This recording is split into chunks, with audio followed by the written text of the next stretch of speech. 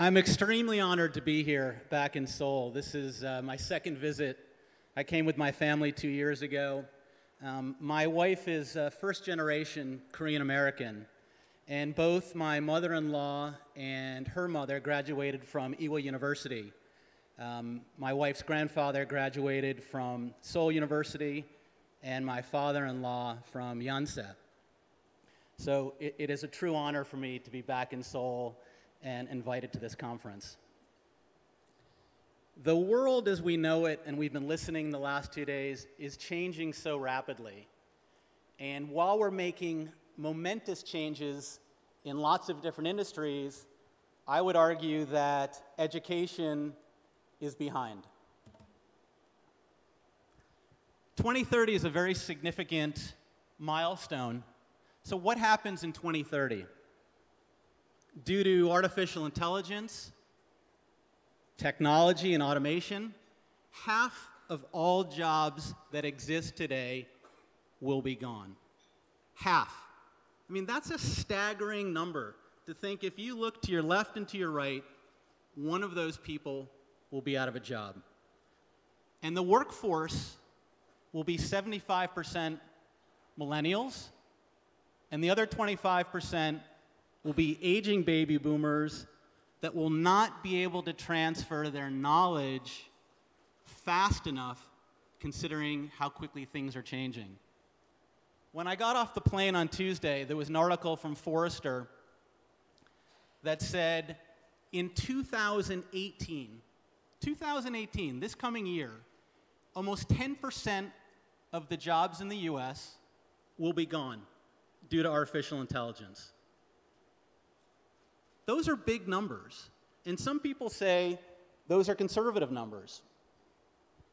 If you look at the changes that have been made in the last 5 years, they're huge.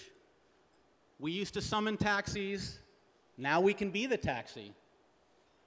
We go to the theater, but now we have thousands of choices on demand when we want them at our fingertips. We're staying in this beautiful hotel that's hosting us, but yet our apartments, our homes, our lodges, our chalets can now all be, you can be the hotel. That's pretty amazing. But I would argue that education is still lagging behind. Does this picture look familiar to most of you that have been to university? This is the typical classroom setting. And if we took a picture from 50 years ago at Seoul National University, I would argue that the haircuts may be a little bit different, and the clothes may be a little bit different, but it hasn't changed, and we need to change. Millennials are different than us, or at least different than me, aging baby boomers. They want 24/7, self-paced, immersive, engaging, mobile platforms that give them content when they want it. They're already part of the digital revolution or evolution. This is how they live. This isn't new for them. So why aren't we giving them more platforms to satisfy their needs, to make them become lifelong learners? There is a platform, and a number of platforms, that is starting to address that. Harvard and MIT came together just 5 years ago with a very simple mission. The number 1 and number 2 colleges in the world said, we want to provide the best content through the best use of technology to achieve the greatest learning outcomes. And by the way, it's free. Any course you want to take, you can take the audited track for free, self-paced, 24/7. And it was a very challenging feat. We were talking about this last night at dinner. There was a lot of resistance, even among the most progressive colleges, MIT being one of them. True story. Anand Agarwal, our founder, a 25-year tenured professor, could not get any of the other professors to help him make the first MOOC, Massive Open Online Course. So he took it upon himself. He made the course in his basement, in a bathrobe. You can actually hear dogs barking in the background. It was a course on circuits and electronics, which is a prerequisite for any incoming freshman. Now, the goal at the time was, can they get 5,000 people? 5,000 people is a lot of people. In the first day, they had over 100,000 people sign up for the course. 100,000 people. At the end of the week, they had over 200,000 people. Those are big numbers. And again, we're just scratching the surface. Let's look at where we are today. We have over 15 million learners on our platform, 72,000 here in Korea. We now have 130 of the leading universities and a handful of corporations like Microsoft providing content. Again, free content. Seoul National University is on our platform, and we're very happy to have them. So this movement, this brand, it's growing, but it could be growing so much faster if there wasn't so much resistance. We want this to be a worldwide movement. One of the other interesting things about being a not-for-profit is that we can give things away to the world. Our platform is open source, meaning anybody in this room, any scholar, any professor, any institution can take our platform for free and create their own content. So we have currently over 800 open edX sites and an additional 12 million learners. So 27 million learners for those that are doing the numbers. But again, and I'll keep repeating this, we're just barely scratching the surface of this potential. Our focus is always on the most in-demand subjects. And you know that those are changing constantly. So you need a platform that's agile. And we get asked this a lot because we're MIT, Harvard, and Seoul National University. You know, are you guys predicting the future? We're not predicting the future. What we're saying to everybody in this room and the world is, if there's going to be massive reskilling, and if there's going to be these big changes that are needed, we are going to be one of the leading platforms to figure out what the world needs and develop that content so we can keep up with those changes. One of the most exciting things that was launched a year ago is a MicroMasters. So let me just tell you a little bit about what a MicroMasters is. A MicroMasters is a series of courses in a particular discipline. It's backed by credit by the university. It's self-paced, and you are somewhere between 25 and 50% towards a full master's degree. But here's the amazing thing about this. And by the way, it's extremely affordable. You don't need a high school education. You don't need a 2-year college education. You don't need a bachelor's degree. You need the ability to pass the courses. And let's take this one step further. Let's assume you take the first course we ever launched was supply chain from MIT. 200,000 learners signed up in the first 2 weeks. Let's say you complete your MicroMasters for $1,200 US, okay? And apply to MIT to complete your bachelor's, your master's degree. You are halfway through a full master's, yet you've spent $1,200 and you've saved a year on campus. Now, if you think about needing the ability to rapidly skill people and take them from one job competency to another job competency, these kinds of tools can do that. And they're in all the most in-demand fields. data science, Internet of Things, analytics, whatever you can think of. These tools are going to become the way of the future. And I'll tell you this, in this first year, MIT accepted 53 people to complete their master's on campus. That was double the amount that they were going to accept.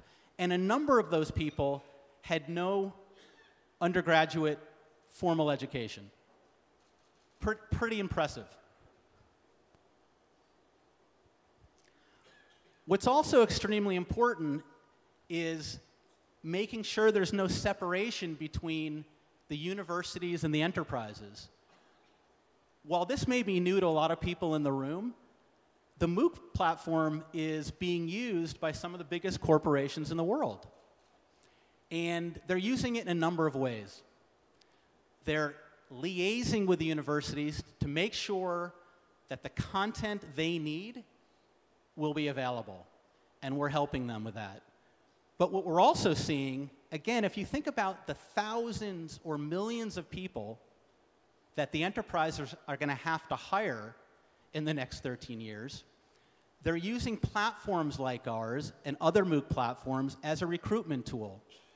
For example, if you're at Microsoft and they need to hire 500 people in Azure, and we've got 1,000 people on the platform that have completed their professional certification in Azure, wouldn't you want to interview those people first?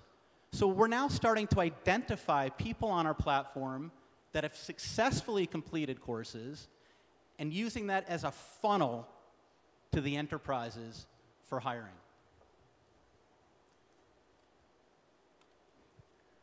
We are truly touching the world. We are giving academics and scholars and universities a much bigger audience to pull from.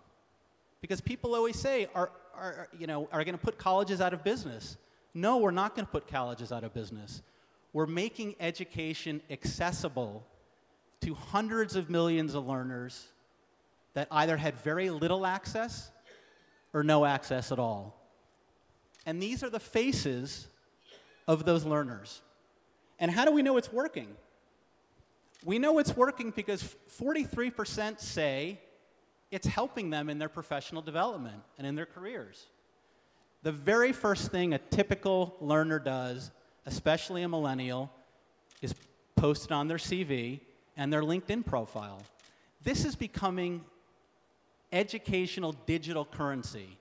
This is being recognized globally that if you successfully complete a course on the edX platform from Seoul National University, you obviously have a high degree of competency.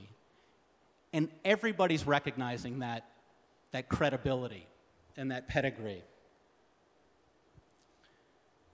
Again, as a not-for-profit and coming from a technology school, we're always improving the platform. And this is something that I hope you find as interesting as I did.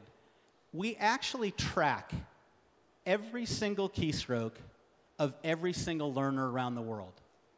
Can you imagine how many billions of learners that is? I mean, keystrokes? We then aggregate that data, and that data tells us very important stories. It lets us see into a curriculum and a course and tell those professors or those instructional designers where there's challenges. And these are things that are happening every day and making the learning outcome so much stronger.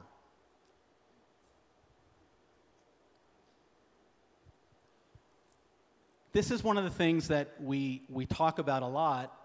You know, what are the most top emerging trends? The problem with that answer is that the trends are constantly moving. The trends today could be different in 6 weeks. This list, it's going to change. When I come back next year or somewhere else, or this may be a completely different list, or there may be subsections of this list. It's a rapidly changing environment, and we're all doing our best to keep up with it. But the digital platform provides that outlet. One of the interesting things, and Rick, I don't mean to steal your thunder Rick is president of ASU, and we're partnered on a program called Global Freshman Academy. And I think this is another really interesting trend, and I think we're both collectively leading the way. How about a scenario where it's completely open admission, anybody can go on the platform, take their entire year of freshman courses online, your entire year. You don't pay anything. But if you successfully pass the courses, you can then pay for credit. That concept is unheard of, and there's thousands of learners subscribing to that, and I think there's going to be a lot of replication globally because it makes so much sense. Think about that. You didn't have that luxury. I didn't have that luxury, and certainly Rick and I didn't have that luxury 30 years ago. I couldn't try it out to see if I was, competent enough to pass. And now we're able to do that. So what is the future of education? Isn't that what this session is about? It's a tough question. It's a very difficult question. But I will say it's a blended system. There's always going to be room for the classroom, but the online learning adds a whole nother dimension that satisfies the wants of your typical learner. Omni-channel, lifelong, all these things contribute to what we're trying to create together, which are platforms that provide content with significant learning outcomes. We want people to retain what they learned.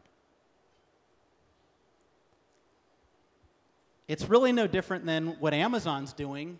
The biggest e-tailer in the world now is building brick and mortar, buying things like Whole Foods. So we know that blended has a lot of potential efficacy, and I think what we're all looking at now, and maybe part of the discussion, is what that blend looks like. So in essence, this is really the key. We are unbundling the credential because now the credential is accessible to anybody, and there's no barrier to achieving anything you want to achieve. The platform is open to any learner that wants to learn. We're unbundling the clock because it's self-paced. You don't have to spend 4 years. You might spend 6 months. You might spend 8 months. That's a luxury we've never had in really the educational ecosystem. The content. How great to try things and then pivot and try something else. How nice is it to know that once you start working, if you're tired of being an accountant, you can now be a cybersecurity specialist, or the Internet of Things, or a data scientist. And you can try all these things to see if you like it, to see if you have an aptitude. So what gets me up in the morning every day are my children. This is going to affect how they learn. I do this for my children. I do this for your children, so they can all be productive and be lifelong learners. Kamsahamnida.